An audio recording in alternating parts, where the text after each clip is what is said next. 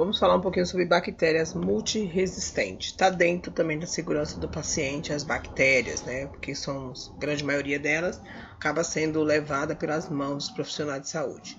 Então, primeiro, o que é bactéria, né? Bactérias são organismos que se apresentam em uma estrutura simples e por isso podem sobreviver em todos os ambientes, né? Terra, solo, vulcão, mar, né? Fontes quentes, gelo, sal e a pele dos seres humanos. Em condições desfavoráveis, algumas bactérias formam esporos que podem sobreviver milhões de anos. E a estrutura da bactéria? A bactéria tem uma estrutura, né? A estrutura dela, primeiro, ela tem uma parede, que é uma estrutura rígida, que forma, né, e constitui ali o complexo complexo próteo-nucleico, né? Tem as proteínas, os carboidratos, e essa parede celular, ela protege a bactéria contra a agressão, né, dos antibióticos, contra agressões físicas do ambiente. Então, é como se a bactéria tivesse uma casa e a parede fosse as paredes dessa casa. Depois ela tem a cápsula é um envoltório externo, que é colocado principalmente em bactérias patogênicas, né, e ele ajuda, né, a proteger a bactéria contra a fagocitose. É como se fosse uma redoma e aí a bactéria está ali no meio. Então, quando micro-organismo vem para fagocitar, para comer essa bactéria, digamos assim, ou alguma substância química, ela não consegue atingir a bactéria por conta dessa cápsula. E aí nós temos a membrana plasmática, que é a mesma função, né? Ela tem a mesma função das células eucarióticas.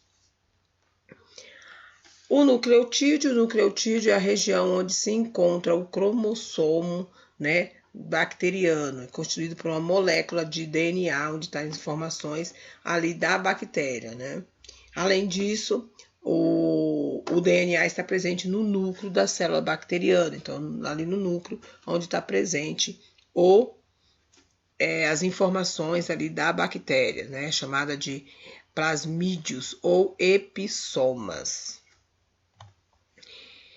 Como que elas surgiram, né? As bactérias, principalmente as multiresistentes, ela surgiu devido ao uso indiscriminado de antibiótico, de antimicrobiano nos hospitais.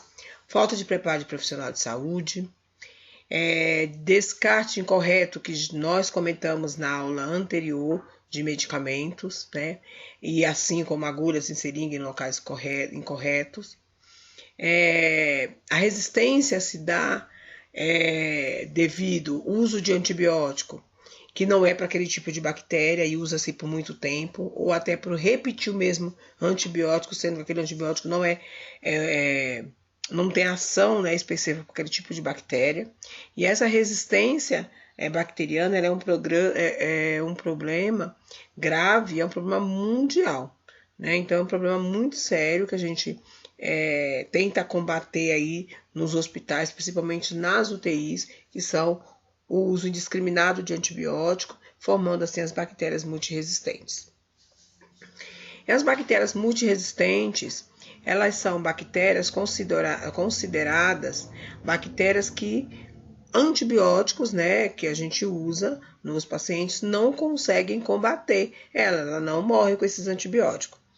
Então, ela está no mais susceptível aos pacientes que estão nas UTIs ou aqueles pacientes que têm dispositivos, como paciente que está entubado, paciente com acessos com sondas, né, paciente que tem bastante dispositivos, ele tem, claro, mais chance, né, de ser contaminado por uma bactéria multiresistente, porque ele tem portas, né, vários catéteres, isso é porta de entrada para surgimento de bactérias. Cabe a nós, profissional de saúde, corrigir essa falha no sentido de avaliar o dispositivo, fazer o manuseio de uma forma segura para o paciente. A ação dos antibióticos, o antibiótico ele vai agir sobre o micro-organismo, combatendo ali, né, o crescimento ou fazendo a morte desse micro-organismo, porém, se você não fizer o antibiótico da forma correta, essa bactéria, claro, partícula dela vai ficar solta, né, no meio, no organismo, e aí essas partículas vai se encapsular e essa bactéria vai ficar mais resistente. Então, para os pacientes que são pacientes imunodeprimidos, pacientes que têm uma baixa de imunidade, pacientes que são transplantados, né? Então, são mais susceptíveis ao uso de antibiótico e formação de bactérias multiresistentes. E nós vamos falar um pouquinho sobre os isolamentos. Aqui eu coloquei um exemplo de um quarto. Então, antes de você entrar no quarto, você tem aqui a plaquinha falando que tipo de isolamento, o crachá de maçaneta. Esse crachá de maçaneta, ele está dentro da segurança do paciente no sentido de que você precisa deixar esse crachá de maçaneta virado, falando se esse paciente tem alergia, se esse paciente tem risco de queda, se esse paciente tem risco de broncoaspiração. Então, são várias plaquinhas que você vai colocando virada aqui para que todo mundo que chegue visualize isso. Ao lado da porta do quarto, você tem um casulo, onde tem avental descartável, a luva de procedimento aqui, né? E o álcool gel aqui do lado do quarto, ensinando como que você faz a higienização das mãos. Primeiro isolamento que a gente vai falar, a primeira proteção que a gente vai falar é a precaução padrão. Precaução padrão é aquela que você vai usar para todos os pacientes, que é máscara, óculos de proteção e a luva. Né? E aí os 5 momentos da higienização das mãos, que nós falamos também na aula anterior. E aí nós temos os isolamentos especiais. Os especiais são aqueles isolamentos que vai ser utilizado junto com o padrão, mais os especiais, de acordo com a patologia de cada paciente. Então, a gente vai ter lá os isolamentos especiais relacionados a pacientes que têm tuberculose, pacientes que têm isolamento de contato, onde eu tenho que usar a plaquinha lá de contato, usar o avental, usar a luva de procedimento, margem de injeção das mãos e orientar o acompanhante desse quarto. Então, quais doenças que você usa aí o isolamento de contato? Herpes simples, impetigo, escabiose, pediculose, né? As multiresistentes, que são a KPC, a cineto, a enterococo, resistente à vancomicina e a clostridio. E qual que é o cuidado de enfermagem? A higienização das mãos, orientação do familiar e do paciente. O paciente tem que ter os esteto, tem que ser muito bem limpo e não pode ficar rodiziando esse esteto de um paciente para outro. Então, se tiver uma quantidade, deixar um para cada paciente que estiver, né, no leito. Então, deixar lá o esteto só para ele, o termômetro só para ele, a comadre só para ele. E aí, colocar a plaquinha na porta, né, e usar a EPI adequada. O isolamento de gotícula a gente usa quando tem risco, né, de respingo de gotícula, e aí a distância de 2 metros. Então, hoje a máscara está comum para todo mundo, então a gente vai usar no caso de difteria, influenza, faringite, ou pneumonia meningocócica e meningite. O cuidado de enfermagem vai ser a higienização das mãos, manter a porta do quarto fechada, o uso da máscara, né, quando for entrar no quarto do paciente, e aí do crachazinho de maçaneta na porta e a plaquinha do isolamento também, e a orientação e máscara para o familiar. O isolamento por aerossóis, requer também as mesmas condições, porém a gente vai usar nas tuberculose, nas herpes zoster, no sarampo, e também a orientação do paciente, a orientação para a família, crachá de maçaneta na porta, né, e leito privativo para esse paciente. E aí nós vamos fazer o que para esse paciente com bactéria multi-R? É a coleta do suave de vigilância, né, a cultura de vigilância empírica. Então essa cultura de vigilância, ela é conectada à coleta da pele, né, em todos aqueles pacientes que estão internados ou vêm de uma outra hospitalização, ou menos de um mês, ou mais de 24 horas que ele ficou, já dá direito à coleta. Ele tem que ficar em isolamento de contato, em leito privativo só para ele, e aí fazer a coleta do suave de vigilância. É recomendado o paciente que ficou 48 horas nos últimos 30 dias internados, nos últimos 6 meses, pacientes dialíticos, paciente que veio da UTI neonatal, independente do tempo de permanência, pacientes colonizados, né? O paciente, ele vai coletar o suave, a enfermagem vai coletar o suave dele e ele vai ficar no quarto privativo até sair o resultado.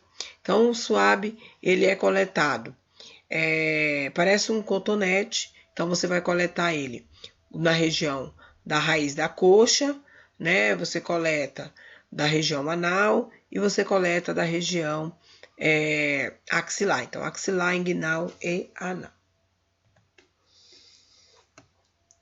O material que você coleta, soro fisiológico, em alguns laboratórios pedem, outros não, então tem que ver o protocolo do laboratório. Tá? Então, esse aqui é o suave, a luva e o soro, caso seja necessário. E a gente falar um pouquinho sobre o coronavírus, que também é um isolamento agora e vai ficar com a gente durante muito tempo, tá? Então, também requer a coleta do suave, só que daí é um outro tipo de protocolo que a gente vai usar. O suave coletado na região nasal é até ultrapassar o canal auditivo, né, que você coleta, depois no suave na região oral. E aí, para essas bactérias, o que a gente vai fazer de proteção? Lavar as mãos, orientar familiar, né? Manter o quarto privativo, abrir sempre o material na técnica, realizar o esfregaço quando você for coletar adequadamente, orientar bem esse paciente para que, né, ele não saia por aí, nem ele nem a família, disseminando a bactéria. E aí as mudanças de hábito. A mudança de hábito a gente vai ter com as bactérias multiresistentes. Hoje as bactérias multiresistentes são encontradas muito em frangos, tá? Em vegetais orgânicos. E encontraram até na Lagoa de Freitas, já encontraram multiresistente. Então, o paciente com imunodeprimido, que deslocam espontaneamente, por meio, eles ficam colonizados por até 1 ano, tá?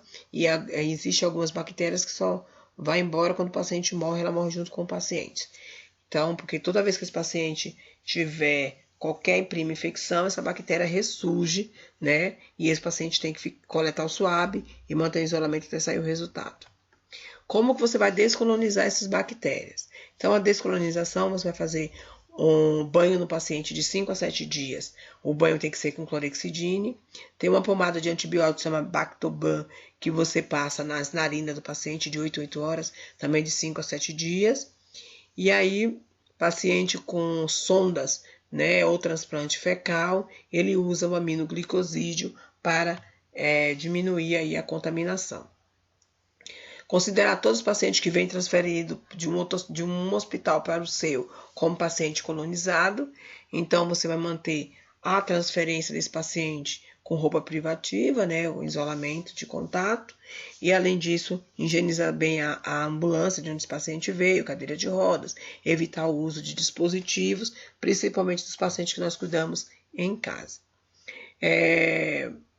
E aí, também, o que a gente pode fazer, né, além de tirada do adornos, usar também o Optigerme para a limpeza dos utensílios do paciente também, que você usa nele, como comadre, limpeza do leito, limpeza dos materiais de pressão, termômetro e tudo mais.